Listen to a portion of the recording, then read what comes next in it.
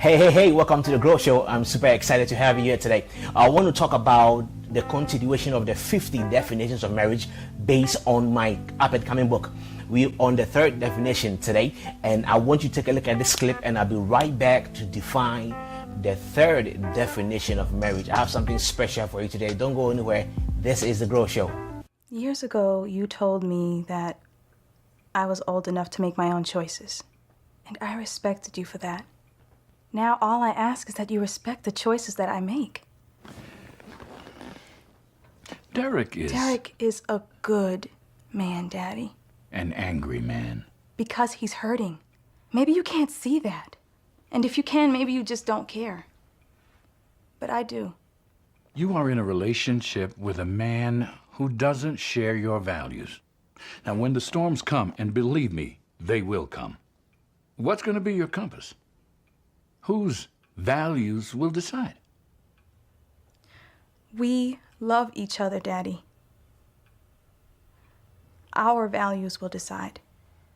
Oh, Cheryl. Everything, and I mean everything, comes with a price. Good night, Daddy. Hey, welcome back to the Grow Show. This is Pastor here. I want you to pay attention as we talk about the third definition of marriage. Now, before I do that, though, I want to come back and talk about the three laws of marriage, or the three complex laws of marriage, because we have to deal with the issue: is love a choice or not? And so we will deal with the three laws of marriage, or the three complex laws of marriage, and then I'm going to begin to look at the clip that we watched at the beginning, and then we're going to pull the third definition of marriage from it. So don't go anywhere. I'll be right back to talk about the three laws, or the three complex laws of marriage.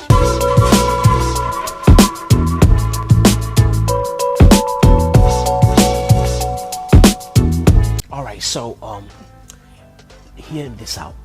When we are dealing with the issue of love, there is a complexity that happens, and I want to straight up talk about the fact that love is not a choice you make. Love is not a choice you make. So think with me for a minute. Love is not a choice that we make. That is why it has become a very difficult subject, because love is actually nature, and I'm going to talk about it a little bit, and then when I talk about the three laws, it will become more clearer. Now, think about a magnet in my hand. So when I have a magnet and I have a metal, if the metal is going closer to the magnet, it's not a choice that the metal is making. It's nature that is at work, and that's what love is. So love is nature. You don't really choose it. It's what it is. And so if sometimes when you fall in love with somebody, people begin to accuse you as if you just did it. But there's something that is within you, an intrinsic ability for love to just bring two people together. With that said, it's not a choice that we make, so you don't really choose who you fall in love with. It's just what is happening. The metal is not choosing to go closer to the magnet. But the problem is that when the magnet falls into a trash can, that is where the question is. If the magnet falls into a trash can, does the metal still go? And the answer is yes, because love is an attraction, and so the saying goes, the heart loves what the heart loves. You understand? So it's in a way you just go with who you love. And the problem is when you fall in love with somebody who's already married, then we have an issue. And when you fall in love with somebody who has a bad character, then how do you deal with it? Because the heart loves what the heart loves, but at this point the heart is loving something that is not in the right place, and that is where the laws of marriage comes in. All right. So here's what I'm saying today. Now here are the three laws of marriage. All right. The first law is called the law of choice, and the law of choice states that marriage is a choice that you should not make unless you're in love. Marriage is a choice that you shouldn't make unless you're in love. And if you break this law, your life will be miserable. You marry because you fall in love with somebody. That is the only right approach to marriage, because you fall in love with your friend, right? If you marry because you want security, if you marry because you were told to do so, and you don't love the person, it is the most miserable thing. And again, love is not a choice. Love is a nature. You understand that? All right. So that, put that aside. If you break the law of choice, you will be in trouble. You choose to marry, but you can only marry if you are falling in love with somebody. All right, let's move on to the law of nature.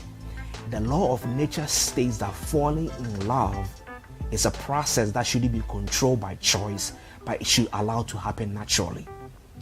The law of nature states that falling in love is something that is a process that shouldn't be controlled by choice. You don't choose who you fall in love with. You understand that? Let nature has its course so that you organically end up with the person that you love. You understand? Now, here lies a problem we talked about. So the heart loves what the heart loves, and we come to an issue where you are falling in love with somebody who's already married, and you are falling in love with somebody who doesn't have a good character. You understand that? Now, if you allow the law of nature and the law of choice to govern marriage, then there will be a problem, because you will find out that you are attracted to somebody who's already in a relationship. And because your attraction with the person is stronger than the person's attraction with their girlfriend or their wife, if the person is going to use the law of nature to leave their partner and come to you, what happens is this: when you guys get together, there might be somebody who the person is more attracted to than you. By the law of nature, then you give the person the go ahead to cheat on you or to leave you. You understand? So the final law that governs marriage is called the law of morality. The law of morality says that marriage is neither governed by choice or by nature, but it's governed by morality. That means that it is based on doing the right thing. We marry based on the right thing. So you can feel so strong for somebody who's already married, but because it's not the right thing, you can't use that for marriage. You understand that?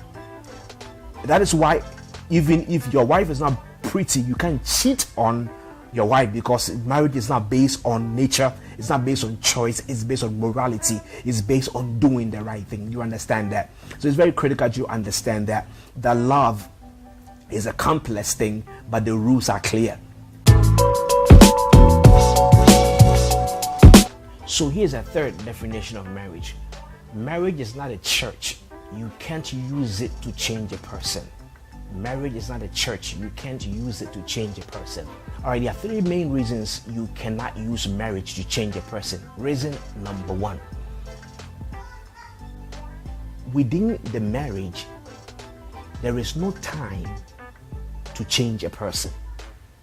Within the marriage, there's no time to change a person. Think about the marriage as playing a soccer game. To tell me that I will marry him and change him is like saying that I will put him on the soccer team and then teach him how to play soccer whilst we are playing against our opponent. When life is happening, there's no time, extra time, to actually train somebody to know how to play soccer.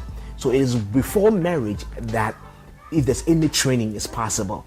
So to marry somebody who is not good and you are falling in love with them, I understand that you are falling in love with the person, but because it's not the law of nature that controls marriage, you have to let the person go because he has character issues, and you don't want to change him because you cannot change him whilst marriage is going on. Just as you cannot teach somebody how to play soccer whilst a tournament is going on. You understand that? There's no time. Marriage is a full-time job already.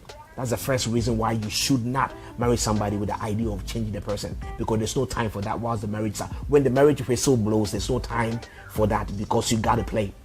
The second reason why it is very dangerous to think that you can change a person is also the fact that within the marriage, you will find out that there are more problems with the person than you think. Because marriage is such a challenging institution that it reveals weaknesses you didn't even know you had. You, the individual that you think you are correct, when you get into marriage, you find out areas that you need to work on. So think about it. When life is happening, you will discover new weaknesses that you have yourself, and then you will discover new weakness on top of the one you knew already on your partner. So you'll notice that it's just a bad idea, and divorce is just a time, it's like few days away from the two of you. So you understand that. So don't do that. And lastly, nobody is allowed to coach anybody on the field.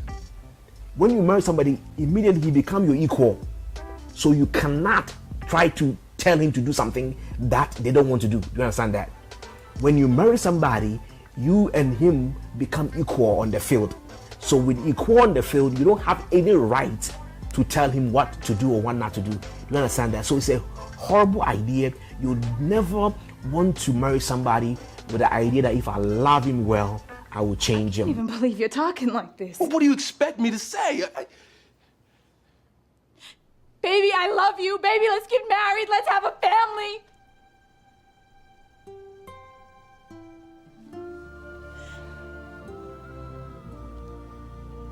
Reality check, baby.